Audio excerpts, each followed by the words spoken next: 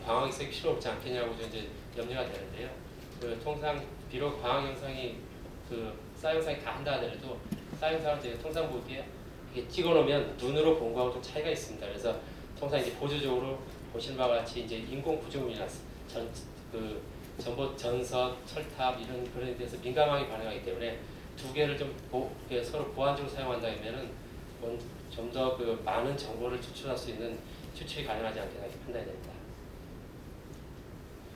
요새 하고 있는 것 중에 하나가 이성 정보 기반의 재재난관입니다. 그래서 이쪽에 대해서 많은 각 나라에서 관심을 갖고 지금 하고 있는데요. 특히 위성 같은 경우는 24시간 모니터링이 가능하고 있기 때문에 특히 이 분야에 대해서 많이 이용이 되고 있습니다. 그래서 여기서부터는 현재 국제 기구를 중심으로 해서 하고 있는 재난 관리 프로그램에 대해서 잠시 소개드리겠습니다. 통상 자연재해를 보시는 바와 같이 폭풍이나 전개, 지진, 오일 유출, 산불 등으로 해서 이렇게 일어나게 되는데요. 아시다시피 2004년에 이런 쓰나미 현상이라든가 이런 것들이 저희가 이전의 영상과 이후의 영상을 비교해서 어디까지 피해를 입었나를 저희가 분석을 할 수 있고 이거에 따른 대책을 강구할 수 있도록 가능합니다. 또한 홍수 모니터링 같은 경우는 앞에서 말씀드렸다시피 도시가 침수됐을 때 어디까지 피해 입을지를 예측을 한다면은 도시계획이나 이런 걸 할 때 거기에 맞게끔 거기 있는 주민의 피난로라든가 또는 재방 대책 이런 것들이 가능하게 되겠고요. 특히 쌀 같은 경우는 인터페로메트리라고 해서 입체 차례 영상 기법을 이용해서 한 지역을 계속 모니터링 한다면은 국토의 변화를 이용해서 어느 정도는 지진이나 이런 것들을 미리 예측하지 가능하지 않을까 지금 가능합니다. 그래서 특히 라킬라 지진 같은 경우는 라킬라는 이태리의 로마에서 동쪽으로 약 100km 정도 떨어져 있는 도시인데요. 지난해 지난 4월달에 여기 피해를 입은 걸 알고 있습니다. 그래서 이 당시에 많은 사람들이 피해를 받는데 저희 아량에서 5호 탑재체의 핵심 부품을 만드는 회사도 여기 있습니다. 그래서 저희 아량에서 5호 탑재체 만드는 엔지니어 한 분도 이 사고로 이제 죽었다는 얘기 들었는데요. 그래서 얼만큼 피해를 입었는지 지진 강도가 어떤지를 좀 더 과학적으로 분석할 수 있게 가능합니다. 특히 우리 잘 아시겠지만 2007년도에 허비 스트럿이 해양 오염을 시켰을 때 불행하게 제가 아리랑 2호를 갖고 이걸 찍으려고 시도했습니다만 결국 저희는 못 찍었습니다. 그래서 나중에 바다를 찍었는데도 까맣게만 나와서 제가 좀 아픈 추억을 갖고 있는데요. 특히 이제 쌀 같은 경우는 이런 오염이라든가 이런 것들을 해서 미리 이 물질이 어디로 이동한다는 걸 미리 예측을 해서 거기에 대한 방제 대책을 삼을 수 있을 거라고 생각합니다. 지금 또 국제 재난관리 프로그램에 대해서 말씀드리겠습니다. 현재 전 세계적으로 여러 재난관리 프로그램이 있습니다. 그래서 센티널 아시아, GMES, 인터내셔널 차타, GOSS, UN 스파이더 이런 프로그램이 있는데요. 센티널 아시아에 대해서 설명드리겠습니다. 센티널 아시아는 일본의 작사에서 제12차 총회를 통해서 위성을 이용해서 재난관리 시스템을 구축하자는 데 제안을 해서 시작을 했습니다. 현재 이 시스템을 통해서 일본의 아노스, 모디스 자료들이 배포 착수를 했고요. 저희 아리랑성 2호도 지금 여기에 같이 참여하려고 지금 준비를 하고 있습니다. 현재 전체 개요로는 아태 지역의 지구관 쪽 위성 운용 기관을 이제 정보 노드로 지정을 하고 광역 인터넷으로서 각 노드마다 연결한 네트워크를 구성해서요. 제가 발생했을 때는 그에 대한 위성 정보를 신속하게 제공하자는 걸 기본적으로 삼고 있습니다. 그래서 아시다시피 제가 발생했을 때 그 기관이 요청을 하고 그래서 영상을 제공하는 그런 루트를 갖게 되겠고요. GMESS는 주로 유럽을 중심으로 해서 움직이는 것들인데요. 이것도 마찬가지로 유럽이 구축하고 있는 각종 위성 리소스를 이용해서 재해를 예방하기 위한 전체적인 준비를 하고 있는 건데요. 여기에 주로 서비스하는 것들은 모든 재해가 다 포함되어 있습니다. 그래서 이러한 재해에 대해서 전체적으로 카운터 어택을 하자는 데 준비 개념을 갖고 있습니다. 그래서 전체 구성은 우주 분야, 위성 또는 필요하다면 무인기까지 띄워서라도 같이 이용을 하자는 개념을 갖고 있고요. 인터내셔널 차트도 어느 재난관리의 한 프로그램이 되겠습니다. 그래서 이런 프로그램들은 저희가 기존에 하고 있는 거랑 다들 비슷비슷한 관점을 갖고 있기 때문에 시간 관계상 생략하겠습니다.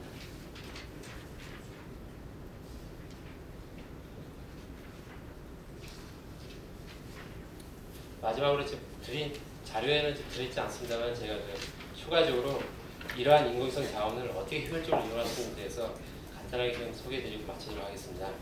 현재 인공위성 정보의 효율적 이용을 위해서는 위성 영상 정보를 적시에 이제 배포해야 되는 어떤 제공을 해야 되는 기본 개념을 갖고 있습니다.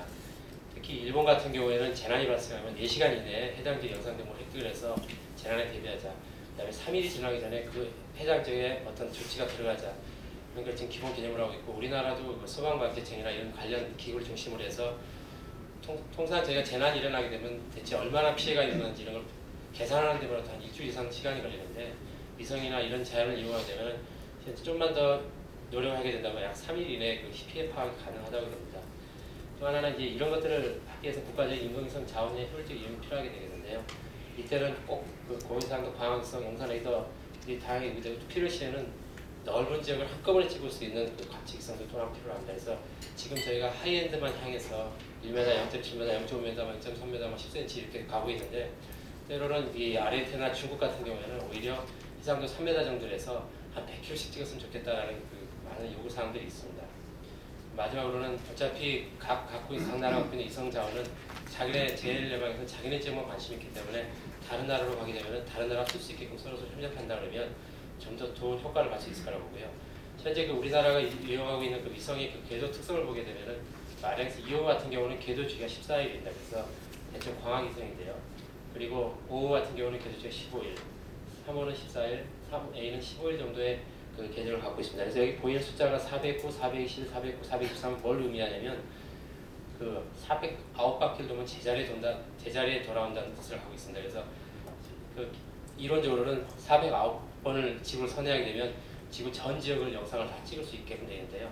그러니까 아시다시피 지구라는 게 70%가 바다로 되어 있고 30%가 그 육지로 되어 있기 때문에 실제로는 이 기간보다 더 짧을 수 있고요. 또 하나는 기후의 영향을 받기 때문에 좀 이 숫자가 절대적으로 맞지는 않습니다. 그래서 현재 그 아리랑스 2호에 대해서 한반도 관측을 한다면은 기본적으로 이 지역만 지나갈 때 제가 찍을 수 있는데 아리랑스 2호 같은 경우는 30도를 옆으로 틀 수가 있습니다. 그래서 옆으로 이 정도까지 지나갈 때는 찍을 수 있을 거라고 좀 예측을 하고 있고요. 5호를 이용하는 경우에는 보시면 같이 이 정도. 또한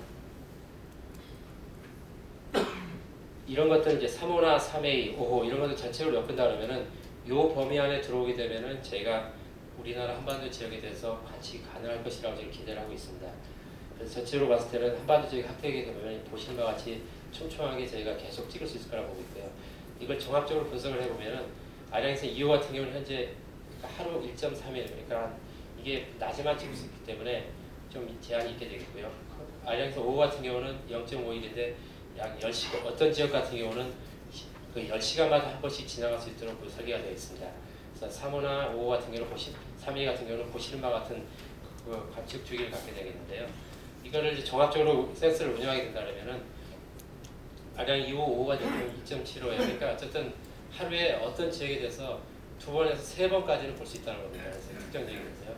앞에서 말씀드렸다시피 문제가 일어나게 되면 빨리 봐서 빨리 대처를 해야 되는데 우리가 통상 그 위성을 갖고 있는 게 제한이 되다 보니까 아리랑 2호 하나만 갖고는 앞에 보시다시피 하루 내지 하루 밤마다 그 문제를 봅니다. 그래서 문제가 발생하면 또 그 지역의 날씨가 기상이 안 좋기 때문에 제가 볼 수가 없습니다. 그래서 그런 제한점이 있는데 앞으로 2호, 5호가 발사되고 또 추가적으로 3호 발사되고 3A까지 하게 된다면 하루에 어떤 특정 지역에 대해서는 5번까지 볼 수 있다. 그러면 24시간 기준으로 했을 때 한 5시간에 한 번씩은 그 지역을 관찰할 수 있을 거라고 예측이 되고 있고요.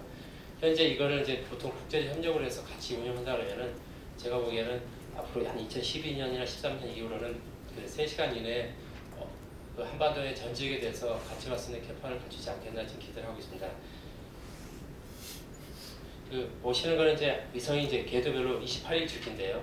했을 때 각각 어떻게 관측할 수 있는가 한번 요약을 해봤습니다. 이제 2호만 있을 경우, 그 5호가 추가될 경우, 그다음에 3호, 3회가 추가될 경우 각각 이제 관측 능력이 이렇게 바뀌는데요. 왜냐하면 이게 날짜별로 조금씩 바뀌는 거는 위성의 그 궤도 요소 때문에 그렇습니다. 그래서 위성이 어떨 때는 좀 많이 지나고 이제 앞에는 이제 평균이 되겠는데요.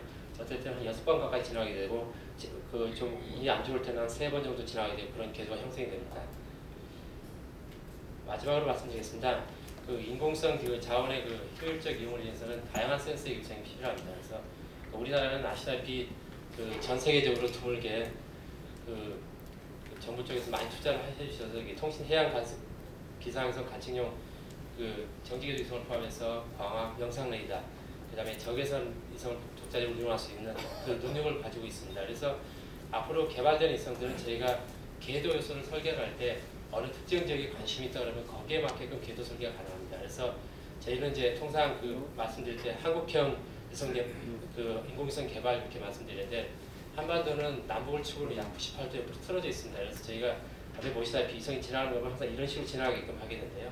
아시다시피 말레이시아 같은 경우는 그 적도에 있기 때문에 말레이시아 위성을 옆으로 이렇게 돌게끔 설계를 합니다. 그래서 항상 그 위성은 쓰고자 하는 분이 어떻게 쓰고자 하는 리ኳ이먼트만 정확히 주면 저희들은 거기에 맞게끔 제작이 가능합니다. 그래서 예를 들어 서울을 매일 한 그 광학위성이라 하더라도